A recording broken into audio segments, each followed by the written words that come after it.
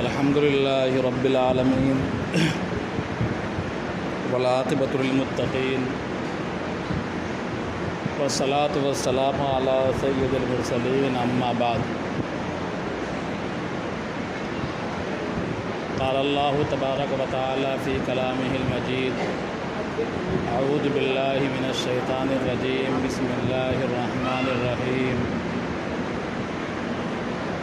قل أرأيتم إن جعل الله عليكم النهار سرمدا إلى يوم القيامة من إله غير الله يأتيكم بليل تسكنون فيه أفلا تبصرون صدق الله العظيم وقال النبي صلى الله عليه وسلم أبردوا بالزور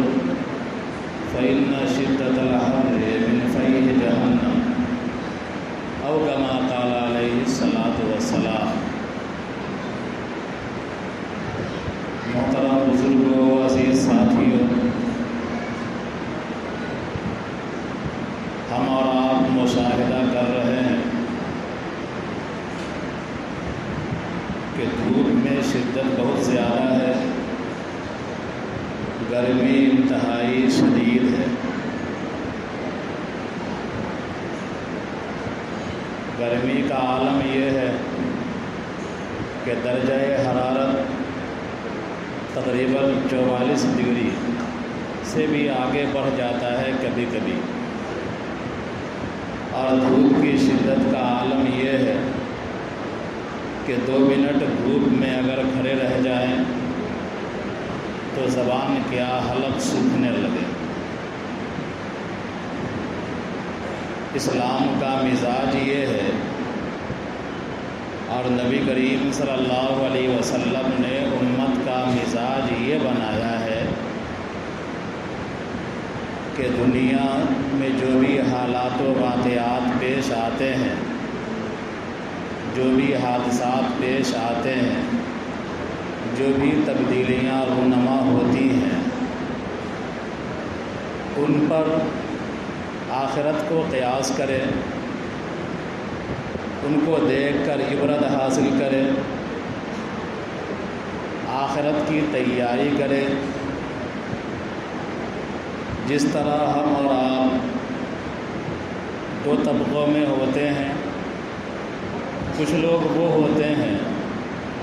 جن کے پاس اس شدت کی گرمی سے بچنے کے لیے ہر طرح کے وسائل موجود ہیں۔ ٹھنڈا پانی پینے کے لیے فریج موجود ہے، ہوا لینے کے لیے پنکھے اور کولر موجود ہیں۔ جن کو اللہ نے اور پیسہ دیا ہے وہ زیادہ آرام کے لیے ان کے پاس اے سی موجود ہے، ایئر کنڈیشن موجود ہے۔ تو جو آدمی وسائل سے مالا مال ہیں، ان کی تمنا یہ ہوتی ہے کہ ہم گرمی سے بچ جائیں، ہمارے بال بچے گرمی سے بچ جائیں، لو کا اثر، دھوپ کا اثر ہمارے جسم پر نہ ہو، ہمارے بال بچوں پر نہ ہو۔ اسی طرح جب سخت جاڑا آتا ہے، اس موقع پر جو وسائل سے مالا مال ہوتے ہیں، ہر طرح کی اشیاء خریدتے ہیں، ہیٹر کا انتظام کرتے ہیں، اچھے سویٹر جیکٹ کا انتظام کرتے ہیں تاکہ ٹھنڈی کا اثر ہمارے بدن پر نہ ہو، ہمارے بال بچوں، ہمارے گھر والوں پر ٹھنڈی کا منفی اثر نہ ہو۔ ابھی حالت یہ ہے کہ تھوڑی دور دھوپ میں چلیے، جہاں ٹھنڈا پانی دیکھتے ہیں لوگ رک جاتے ہیں اور منہ ہاتھ دھو کر کے ٹھنڈے پانی سے پیاس بجھانے کی کوشش کرتے ہیں۔ 11-12 بجے کی دھوپ میں اگر نکل رہے ہیں، کہیں پر کوئی سایہ دار درخت نظر آ گیا، گاڑی لگائے اور لگانے کے بعد درخت کے سائے میں کچھ دیر بیٹھ گئے، آرام کیے، گرمی سے کچھ اطمینان حاصل ہوا۔ انسان کیا بلکہ چرند پرند جانوروں کو بھی دیکھیے کہ دوپہر میں باہر نہیں ٹہلتے، بلکہ دوپہر کے وقت میں کسی پیڑ کے سائے میں یا کسی تالاب کے کنارے بیٹھے ہوتے ہیں۔ بہرحال ہم تمام لوگوں کے لیے، ہم مسلمانوں کے لیے عبرت یہ ہے کہ دنیا میں جو سورج ہے ہماری زمین سے تقریباً 14 کروڑ 95 لاکھ 98 ہزار کلومیٹر کی دوری پر ہے۔ ابھی جو سورج ہے اس کی دوری ہم سے اور سورج کے درمیان کا جو فاصلہ ہے، جو دوری ہے، وہ تقریباً 14 کروڑ 95 لاکھ 98 ہزار، جارے کے زمانے میں تقریباً 14 کروڑ 71 لاکھ کلومیٹر، اور گرمی جب پڑتی ہے تو اس وقت گرمی کے زمانے گرمی جب پڑتی ہے تو 14 کروڑ 71 لاکھ، اور جب سردی کا زمانہ ہے تو 15 کروڑ سے زیادہ کلومیٹر کا فاصلہ ہو جاتا ہے۔ تو جو سورج ابھی ہم سے تقریباً 15 کروڑ کلومیٹر کے فاصلے پر ہے، اس کی گرمی کا یہ عالم کہ انسان پریشان ہے، جانور پریشان ہیں، چرند پرند پریشان ہیں۔ تو جو سورج قیامت میں صرف اور صرف 1 میل کے فاصلے پر ہوگا تو اس وقت گرمی کا کیا عالم ہوگا۔ قیامت کے دن سورج صرف اور صرف ہم سے 1 میل کے فاصلے پر ہوگا، اس وقت گرمی کی شدت کا کیا عالم ہوگا۔ جناب نبی کریم صلی اللہ علیہ وسلم نے ارشاد فرمایا کہ حالت یہ ہوگی لوگوں کی کہ لوگ پسینے میں ڈوبے ہوئے ہوں گے، اور جن کے جیسے اعمال ہوں گے انہی اعمال کے بقدر پسینوں میں ڈوبا ہوا ہوگا۔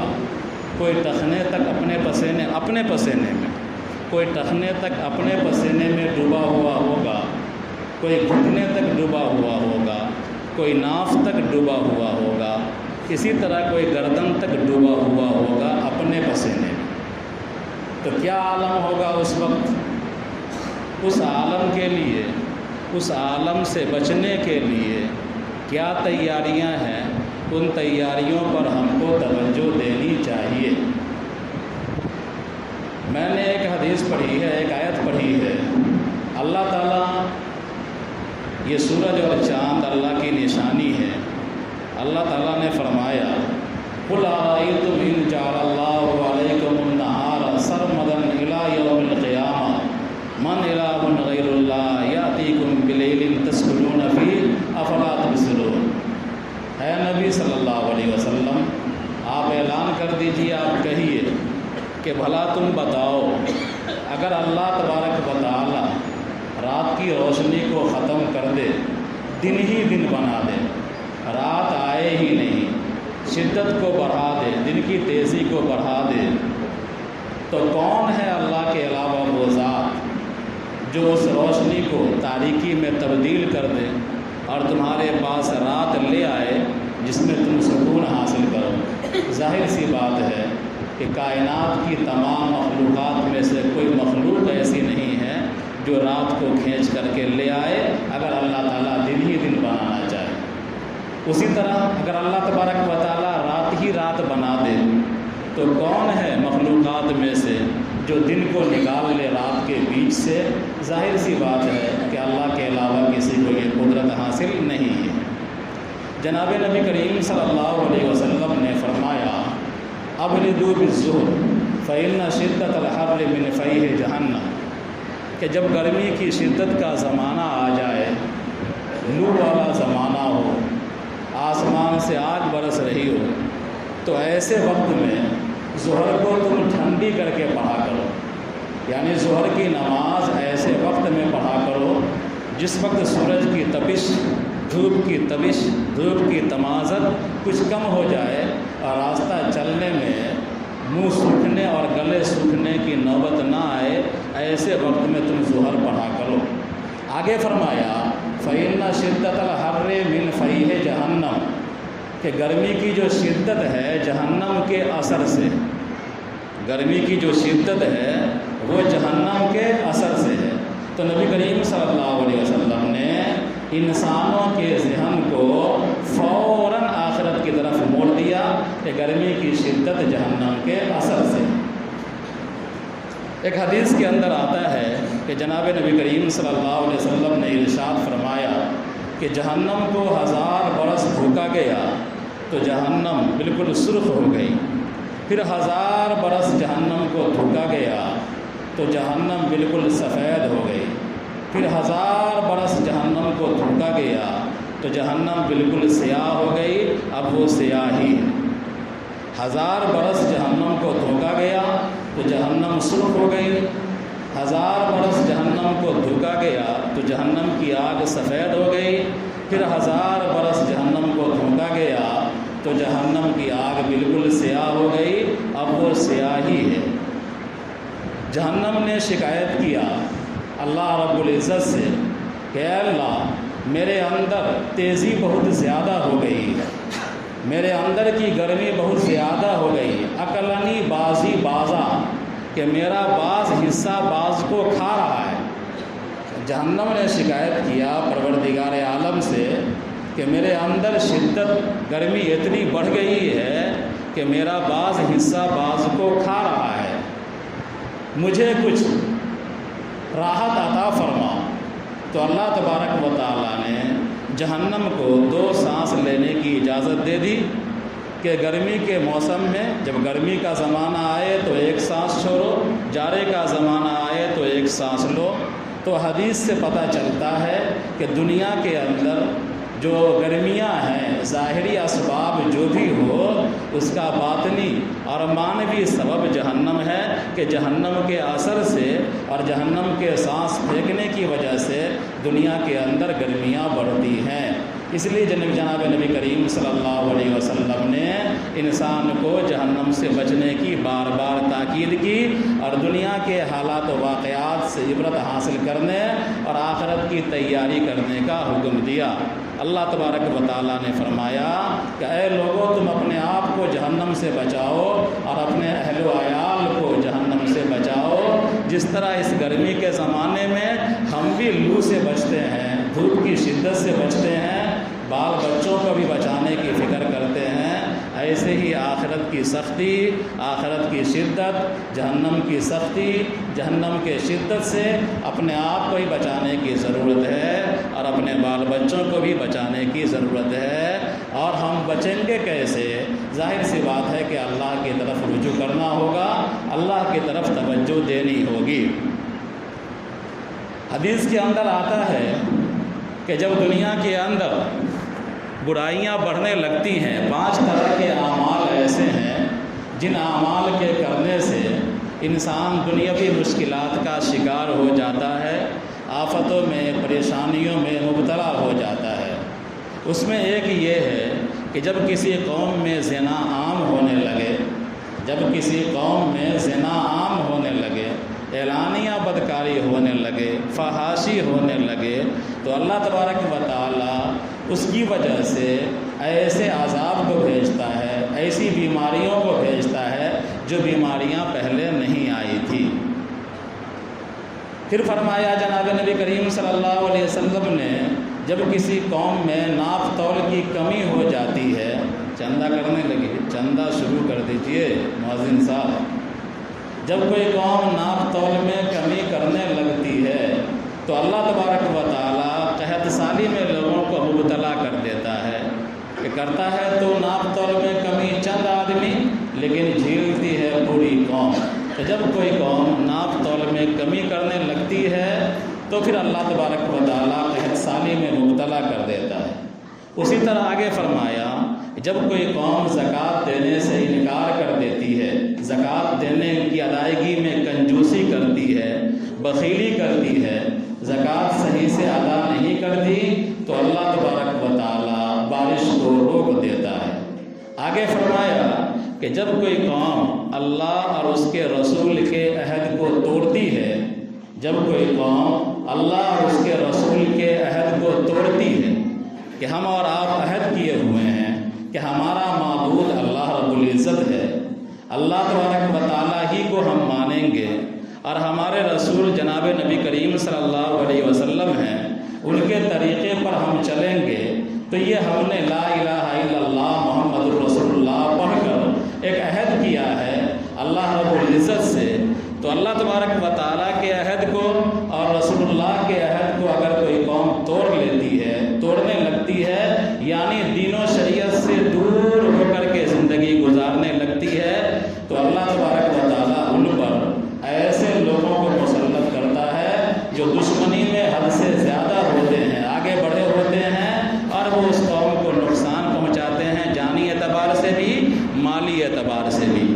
آج دیکھ رہے ہیں کہ پوری دنیا میں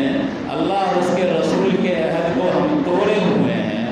ہم نے کلمہ تو پڑھا ہے لا الہ الا اللہ محمد الرسول اللہ، اس کلمے کا تقاضا یہ ہے کہ ہم اپنے خانگی امور سے لے کر معاشرتی امور، سیاسی امور سے لے کر سماجی امور، معاشی امور سے لے کر سوسائٹی کے تمام امور اللہ کے حکم اور نبی کے طریقے کے مطابق ہم کریں اور ادا کریں۔ دنیا میں کوئی خطہ ایسا نہیں جو خطہ اس معیار پر پورا اترتا ہو، لہذا اللہ رب العزت کی طرف سے ایسے لوگ مسلمانوں پر مسلط کر دیے گئے ہیں جو مسلمانوں کے مذہبی اعتبار سے دشمن ہیں، مسلمانوں کو نقصان پہنچانا، ان کے مال کو نقصان پہنچانا، ان کے جائیداد کو نقصان پہنچانا اپنا فرض منصبی سمجھتے ہیں۔ تو جب کوئی قوم اللہ اور اس کے رسول کے عہد کو توڑ دیتی ہے تو اللہ تعالیٰ ایسے لوگوں کو مسلط کر دیتا ہے جو دشمنی میں حد سے آگے بڑھے ہوئے ہوتے ہیں۔ پانچویں چیز جناب نبی کریم صلی اللہ علیہ وسلم نے فرمایا کہ جب مسلمان کے عمرا، مسلمان کے حکام کتاب اللہ کے مطابق فیصلہ نہ کریں، شریعت کے مطابق فیصلہ نہ کریں تو اللہ تبارک و تعالیٰ ان کے درمیان انتشار پیدا کر دیتا ہے، اختلاف پیدا کر دیتا ہے اور وہ آپس ہی میں لڑنے اور مرنے مارنے کے لیے تیار ہو جاتے ہیں۔ لہذا یہ 5 گناہ ایسے ہیں اور کہ ان 5 گناہ کی وجہ سے قومیں مشکلات کا شکار ہوتی ہیں، ان پر تباہیاں آتی ہیں، بربادیاں آتی ہیں۔ بدقسمتی سے ہماری قوم مسلم ان 5 گناہ میں جزوی طور پر یا کلی طور پر کہیں نہ کہیں ملوث ہے، لہذا ضرورت اس بات کی ہے کہ ہم گناہوں سے توبہ کریں۔ بارش نہیں ہو رہی ہے، اللہ تبارک و تعالیٰ نے قرآن کریم میں ارشاد فرمایا، سورہ نور کے اندر ہے استغفروا ربکم انہ کان غفارا یرسل السماء علیکم مدرارا، اور دوسری آیت ہے ما کان اللہ لیعذبہم وانت فیہم وما کان اللہ معذبہم وہم یستغفرون، کہ اللہ تبارک و تعالیٰ قوموں کو برباد نہیں کرتا ہے جو قوم استغفار کرتی ہے، یعنی اپنے گناہوں کی معافی تلافی کرتی رہتی ہے، اللہ تبارک و تعالیٰ سے معافی مانگتی رہتی ہے،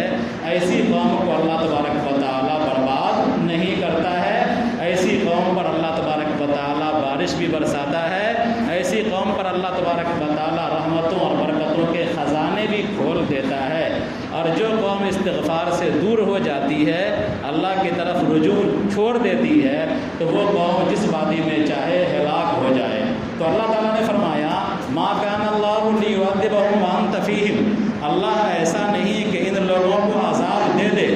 وانت فیہم، جبکہ اے نبی صلی اللہ علیہ وسلم آپ ان کے درمیان موجود ہیں، یعنی نبی کریم صلی اللہ علیہ وسلم کے ہوتے ہوئے کفار مکہ کی لاکھ شرارتوں کے باوجود اللہ تبارک و تعالیٰ نے آسمانی عذاب نازل نہیں فرمایا، عذاب نہیں بھیجا۔ اور دوسری چیز فرمایا کہ ما کان اللہ معذبہم وہم یستغفرون، کہ اگر لوگ استغفار کرتے رہیں گے تو اللہ ایسا نہیں کہ استغفار کرنے والی قوم کو عذاب میں مبتلا کر دے، اللہ ایسا نہیں ہے۔ اور سورہ نوح کے اندر ارشاد فرمایا کہ استغفروا ربکم انہ کان غفارا یرسل السماء علیکم مدرارا، کہ اے لوگوں تم اپنے پروردگار سے استغفار طلب کرو، یعنی اللہ تعالیٰ سے اپنے گناہوں کی معافی مانگو۔ اور ہم انسان ہیں، ہم سے گناہ ہوتے ہیں، وہ انسان کیسا ہے جس سے گناہ نہ ہو، وہ تو فرشتہ ہو جاتا ہے، فرشتہ سے گناہ کا صدور نہیں ہوتا، انبیاؤں سے گناہ نہیں ہوتے، لیکن دنیا کا کتنوں بڑا ولی ہو وہ گناہ کرتا ہے، اس سے گناہ ہوتے ہیں۔ اور ہم اور آپ تو کس کھیت کے مولی ہیں، ہم سے اور آپ سے گناہ ہوتے ہیں، صبح سے لے کر شام تک کتنی نافرمانیاں ہم کرتے ہیں، اور یہی نافرمانیاں کیا کم ہیں کہ ہم 5 وقتہ نمازوں میں کوتاہی کرتے ہیں، اس سے بڑی نافرمانی اور کیا ہوگی کہ اللہ کے گھر کو ہم آباد نہیں کرتے ہیں۔ تو کتنے گناہ ہم کرتے ہیں اور توبہ کی توفیق نہیں ہوتی، موبائل چلاتے چلاتے سو جاتے ہیں، گانا چلاتے چلاتے سنتے سنتے سو جاتے ہیں، گپ کرتے کرتے بستر پر گئے اور سو گئے، گالی بکتے بکتے سو جاتے ہیں، بیوی سے جھگڑا کرتے کرتے سو جاتے ہیں، بال بچوں کو ڈانٹتے ڈانٹتے سو جاتے ہیں، اور بستر پر جا کر کے توبہ کی توفیق نہیں ہوتی، استغفار کرنے کی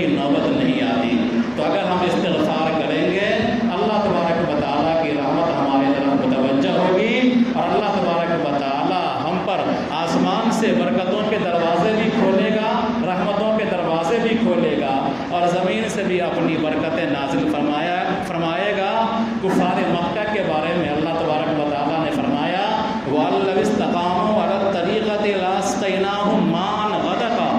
کہ اگر یہ کفار اور مشرکین جو نبی کریم صلی اللہ علیہ وسلم کے زمانے میں ہیں، اگر یہ صراط مستقیم کو تھام لیتے، اس پر مضبوطی سے جم جاتے، نبی کی مخالفت نہیں کرتے، نبی کو مان لیتے، تو ہم ان کو موسلا دھار بارش کے ذریعے سے ہم سیراب کرتے۔ تو پتہ چلتا ہے قرآن کی آیات کے ذریعے سے کہ بارش کا رک جانا ہماری بدعمالیوں کا نتیجہ بھی ہے۔ ظاہری اسباب کچھ بھی ہو، کائنات کے اندر جو کچھ ہوتا ہے اس کا ایک ظاہری سبب بھی ہے، ایک باطنی سبب بھی ہے۔ تو ظاہری سبب جو بھی ہو، لیکن باطنی سبب وہی ہے جو قرآن و حدیث کے اندر بتلایا گیا ہے۔ تو بارش کا رک جانا اللہ کی ناراضگی کی علامت ہے، لہذا اگر ہم استغفار کرتے ہیں تو اللہ کی ناراضگیاں دور ہوں گی، اور اللہ تبارک و تعالی ہم کو جیسا کہ اس نے قرآن کریم میں وعدہ کیا ہے اپنی بارشوں کے ذریعے سے اور رحمتوں کے ذریعے سے ہم کو فیضان پہنچائے گا، ہم کو سیراب کرے گا۔ اللہ تعالی ہم سب کو کہنے سننے سے زیادہ عمل کی توفیق عطا فرمائے۔ ربنا تقبل منا انک